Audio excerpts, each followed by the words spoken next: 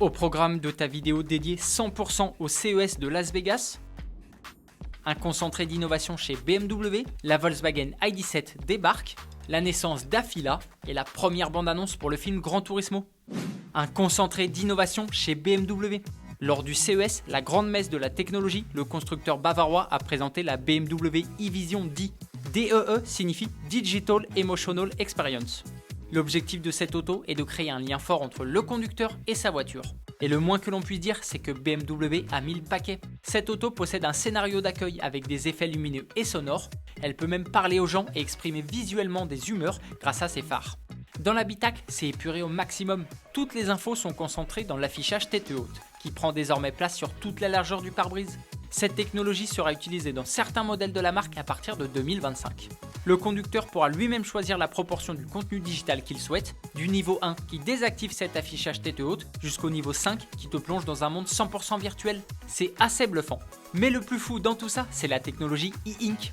L'an dernier, au CES, BMW avait présenté un iX doté d'une technologie qui peut faire varier la couleur entre le noir et le blanc. Cette fois, le constructeur est allé encore plus loin. Les passagers pourront choisir parmi 32 couleurs. Une peinture à la demande, c'est juste génial. Et puis je ne sais pas ce que tu en penses, mais côté style, je trouve qu'il y a quelque chose d'assez rétro. On retrouve les codes d'une berline BMW à l'ancienne. J'aime beaucoup. Je ne pense pas qu'on pourra compter sur un 6 cylindres en ligne atmosphérique par contre.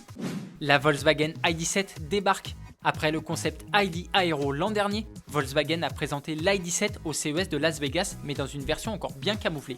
L'ID.7 préfigure un nouveau modèle dans la famille ID, composé jusqu'à présent de l'ID.3, 4, 5 et de l'ID Buzz. Même si on ne voit pas ses lignes définitives, on devine que cette ID.7 reprend le style du reste de la gamme ID. L'objectif étant d'avoir le meilleur coefficient aérodynamique possible.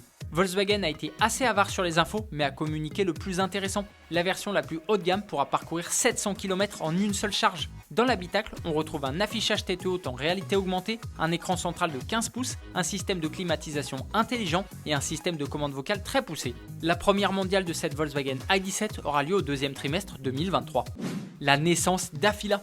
Afila, c'est le nom de la co-entreprise de Sony et Honda. Je suis d'accord, une voiture qui porte le nom de Sony, ça aurait été quand même plus classe. Il y a quelques mois, Sony et Honda avaient décidé d'unir leurs forces pour concevoir des voitures électriques. Honda s'occupera de la fabrication et du service après-vente, Sony apportera son expertise en matière de technologie.